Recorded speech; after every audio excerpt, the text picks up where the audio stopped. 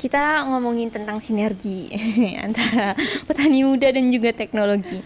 Tanggapan Mbak dan Mas sebagai sekolah tani muda kan nih, sekti muda, gimana Mas, Mbak? Di zaman sekarang memang sinergi atau kolaborasi itu harus sih sebenarnya, karena kita tidak lagi bisa terkotak-kotak atau berdiri sendiri. Di industri pertanian atau di dunia pertanian pun tidak bisa lagi dipisahkan antara dia menanam padi di bidang tanaman atau dia di peternakan atau di perikanan. Ya kita memang jadi satu lingkup. Dan ketika membahas atau masuk ke teknologi, kita juga membutuhkan orang-orang yang tahu di bidang tersebut. Jadi ini membuka peluang untuk bersinergi itu tadi memang diperlukan. Kalau Mas Bin, gimana nih tanggapannya? Ya, saya melihatnya lebih ke bahwa pertanian itu kan bukan sektor yang seksi gitu ya Mbak ya, untuk anak muda. Pendapatannya sedikit, terus kerjanya susah, butuh waktu yang lama untuk dia sampai mendapatkan pendapatannya itu gitu. Kalau dunia teknologi kan singkat kali ya, dia menguasai suatu teknologi, katakan kayak yang kita lakukan di sini kan ngetek podcast begitu ya, seorang yang bisa ngetek podcast kemudian mungkin habis dari dia take podcast dia sudah langsung mendapatkan pendapatan kan. Jadi di mata anak muda mungkin kita boleh bilang bahwa sektor teknologi itu lebih menarik. Nah, bagusnya kalau kemudian ada teknologi yang masuk di pertanian, ya seperti yang Mbak Amor bilang tadi, bahwa orangnya masuk teknologi dulu, kemudian teknologinya adalah tentang pertanian, kemudian dia bisa masuk ke sektor pertaniannya. Nah itu ya luar biasa bagus sih Mbak, nanti pasti akan ketemu sinergisnya gitu.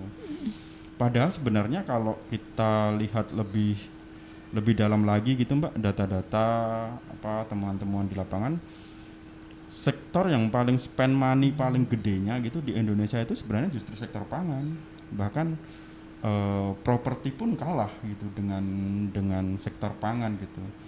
Dan kalahnya juga enggak selisih sedikit, kalah banyak, karena kita orang Indonesia semuanya butuh pangan. Sehingga ya sebenarnya sektor yang paling seksi itu sebenarnya sektor pertanian. Secara tidak langsung ya, secara tidak langsung. Cuman kok yang terjadi kayak gini gitu ya. Jadi sepakat sekali dengan yang Mbak Amar bilang, kita butuh untuk menarik teman-teman yang suka dengan bidang lain untuk masuk ke dunia pertanian. Ya. Dua hal itu pastinya bisa bersinergis ya. Kita kalau kata pepatah apa ya? Mendayung 2-3 pulau. Sekali mendayung 2-3 pulau terlampaui. Iya, jadi sebenarnya bisa banget kita menangkap banyak orang untuk ini nih, pertanian tuh seksinya tuh minta ampun. Apalagi kita negara agraris tuh banyak banget kan Mas. Kalau kita mungkin beda, kalau di kota-kota gede mungkin kita jarang melihat lahan pertanian, tapi agak masuk dikit deh ke kota yang kabupaten deh, itu udah banyak banget lahan pertanian ya guys.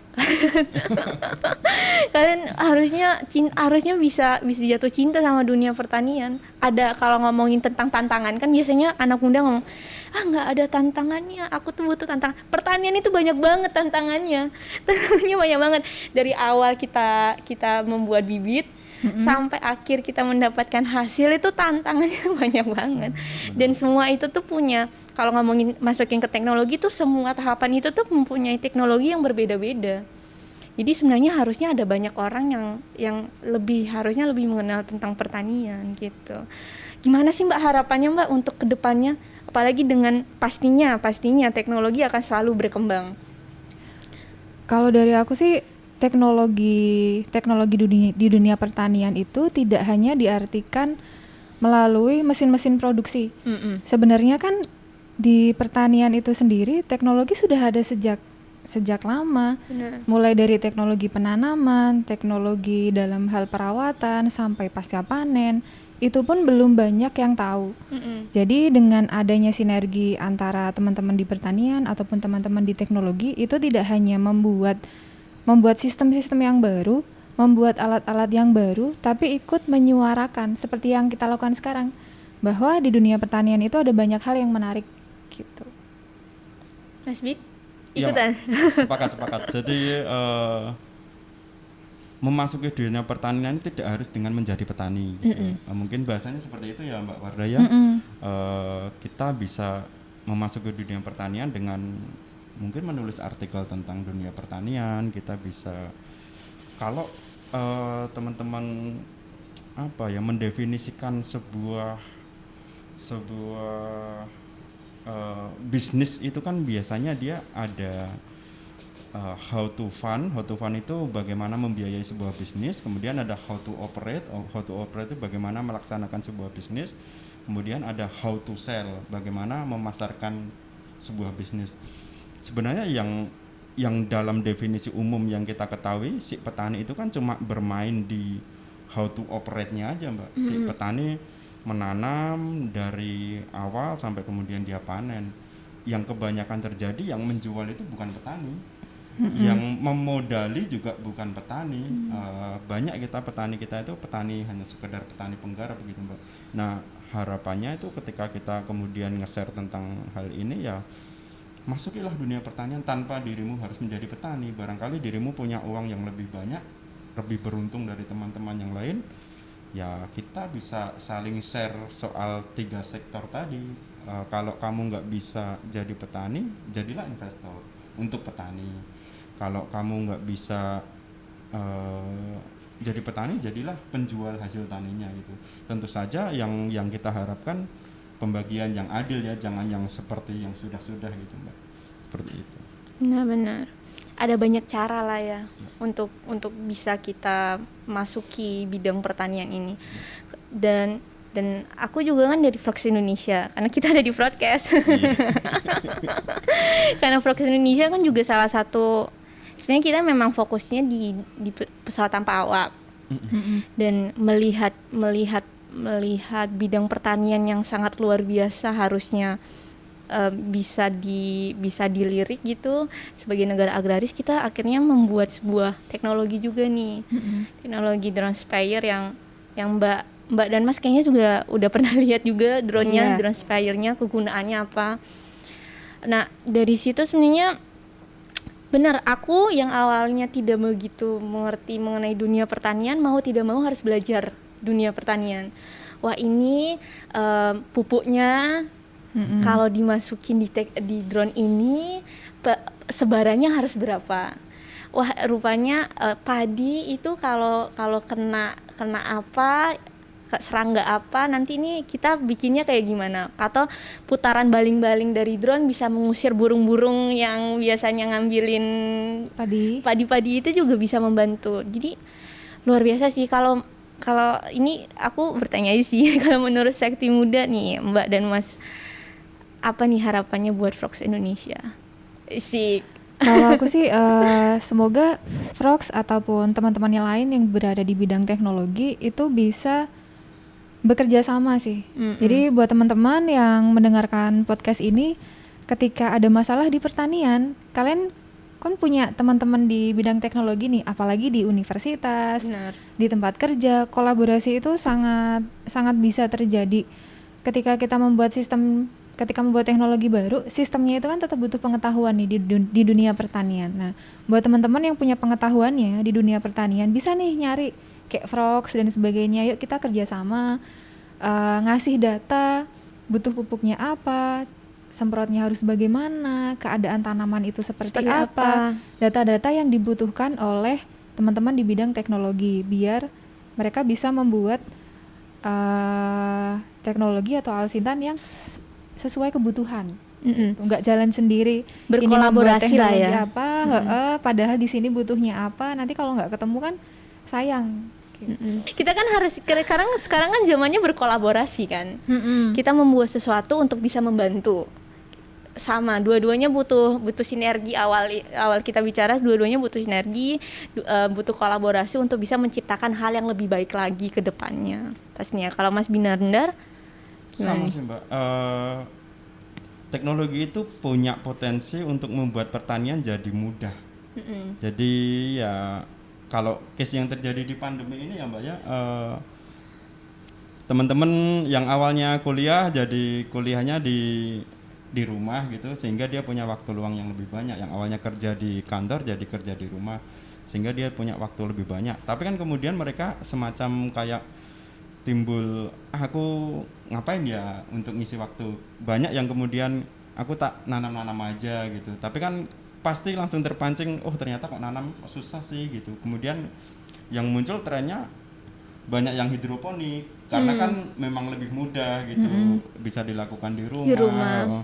Nah, harapan besarnya sih untuk Frogs-nya ini, kemudahan yang dihasilkan itu tidak sekedar untuk memudahkan bertani orang-orang di kota, bahkan sampai di desa harusnya sampai semuanya dimudahkan. Merata ya?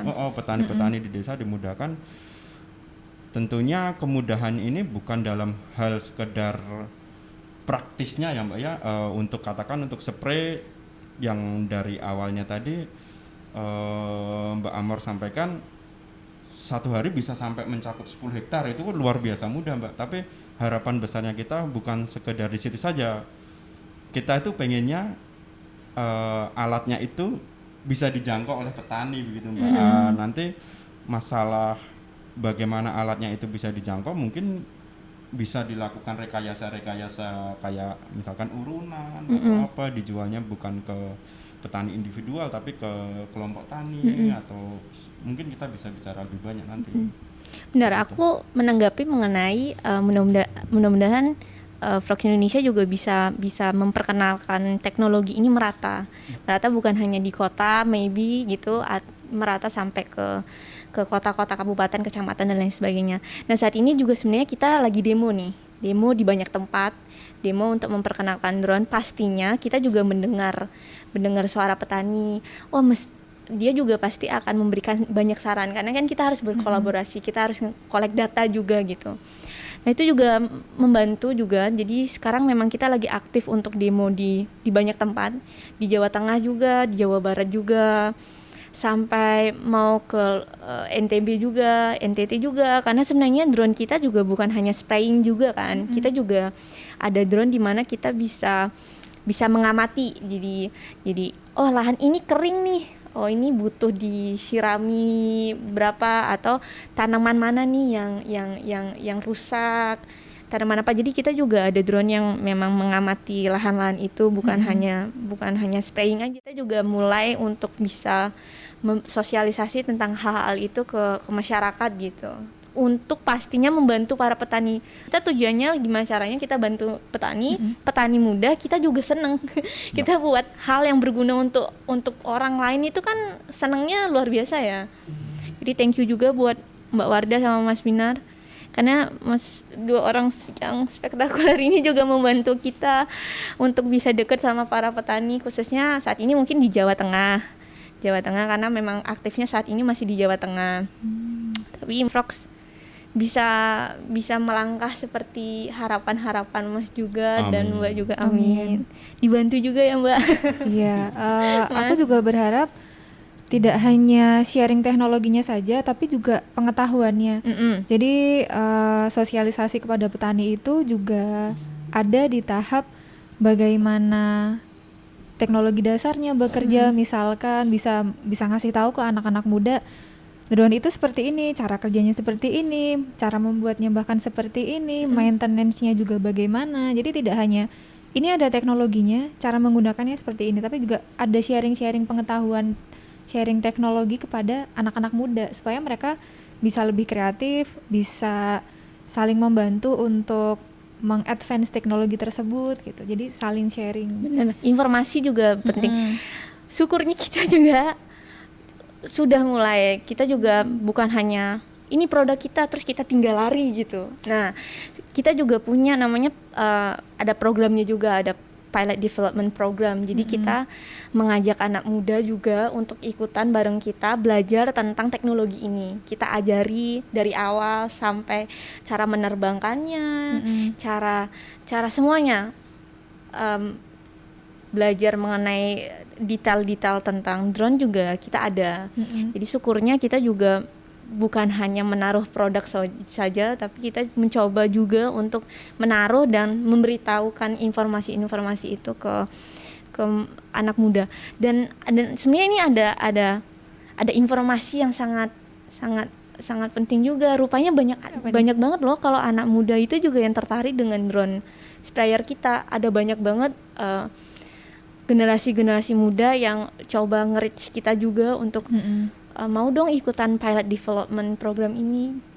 Jadi sebenarnya kita juga dari situ juga kita ajak mereka langsung ke lapangan untuk kalau kamu mau menerbangkan drone, belajar menerbangkan drone, kamu juga harus belajar tentang pertanian. Jadi ayo kita datang sama-sama ke lahan pertanian. Syukurnya ada banyak orang yang generasi muda yang mau ikutan, mungkin bapak-bapak, ibu-ibu juga. Loh, ini sebenarnya untuk semua orang, sebenarnya untuk semua orang, mau itu umur berapapun, siapapun yang tertarik sebenarnya oke-oke aja. Tapi mungkin untuk yang generasi yang terdahulu gitu kan ada banyak problem juga tenaganya. Jadi anaknya nih bisa didorong untuk bisa, ayo nak kamu belajar. Ini kamu bapak udah tua, ibu udah tua, kamu yang maju. Apalagi alasannya apalagi nih udah ada semuanya. Alasannya mau apa lagi gitu. Syukurnya Frogs Indonesia juga udah memiliki program itu untuk menyebarkan informasi-informasi. Syukur banget. Cara akses ke program tersebut gimana nih Mbak? Mungkin teman-teman yang ada yang dengerin pengen tahu nih caranya mengakses Frogs Indonesia. Makasih Mbak Wardah. Sebenarnya cara mengakses kita ada banyak. Sekarang kita udah mulai aktif di sosial media. Ada di Instagram, ada di Facebook, ada di LinkedIn juga bagi kalian yang awalnya mencari pekerjaan.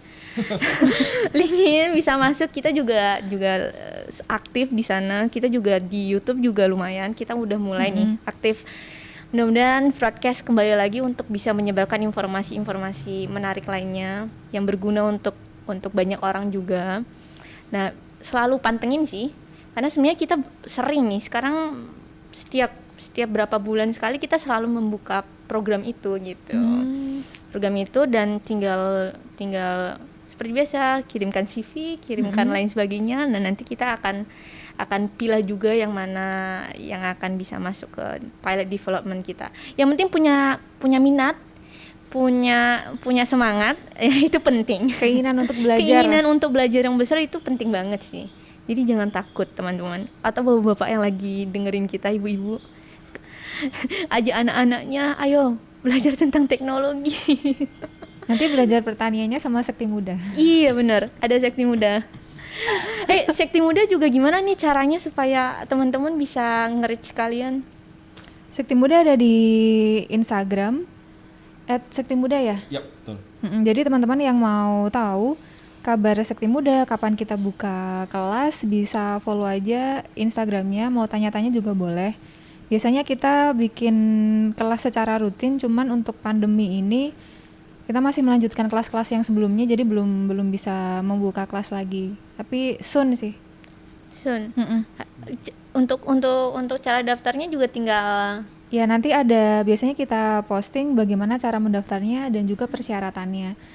Karena biasanya yang daftar itu banyak dan kapasitas kelas kita masih terbatas, jadi memang akan ada seleksi. Jadi untuk teman-teman yang mendaftar, ketika kita ada pembukaan kelas, diisi filenya dengan baik. Karena dipilah-pilah kawan-kawan. Iya. Karena terbatas ya. Limited. Kalau siapa tahu kalian setelah daftar di Sekti Muda bisa bertemu dengan Mas Binandar dan juga Mbak Wardah gitu, berbagi informasi, kan seru. Tapi tadi menarik Mbak Amor sampaikan untuk bergabung dengan pilot development-nya Frogs cuma butuh niat dan minat. Jadi tidak ada dan lain sebagainya. Tidak ada maksud saya drone ini kan bidang teknologi ya. Jadi tidak ada dia harus punya background di teknologi, itu tidak ada kan? Iya, salah satunya juga iya. Tapi sebenarnya kan setidaknya bisa menerbangkan sebuah drone, karena kan drone kita bukan drone biasa yang kecil ya. Drone kita punya ukuran yang lumayan, karena kita punya muatan yang lumayan besar juga nih. Jadi kan selain punya minat buat belajar, rasa ketakutan untuk menaikkan drone itu juga ada Mas, karena gedean. Dan kita pun namanya pilot karena memang kita untuk menerbangkan drone ini emang khusus harus ada pilotnya gitu, bukan sembarangan orang, makanya ada program ini gitu. Mantap. Iya, kayaknya anak-anak muda sekarang kalau ngomongin teknologi tuh kayak apa itu teknologi itu kayak nggak mungkin sih. Mereka pasti udah ngerti banyak hal, belajar otodidak pasti Yup. banyak gitu. Tapi pastikan punya niat dulu karena belajar itu kan butuh niat ya. Butuh niat belajar gitu guys. Itu dulu sekian. Dan untuk para frogis yang sudah menonton, ada 3 hal yang harus dilakukan nih. Ada 2 hal yang harus dilakukan. Pertama, harus ajak teman-teman kalian untuk menonton dan mendengarkan broadcast, ajak orang tua kalian juga, ajak kakek nenek kalian juga, ajak bibi dan paman kalian juga untuk nonton broadcast. Dan yang terakhir, jangan lupa buat like, share, comment, dan subscribe YouTube kita. Jangan lupa untuk follow media sosial Frogs Indonesia dan juga Sekti Muda. Ya, bye, thank you. Bye.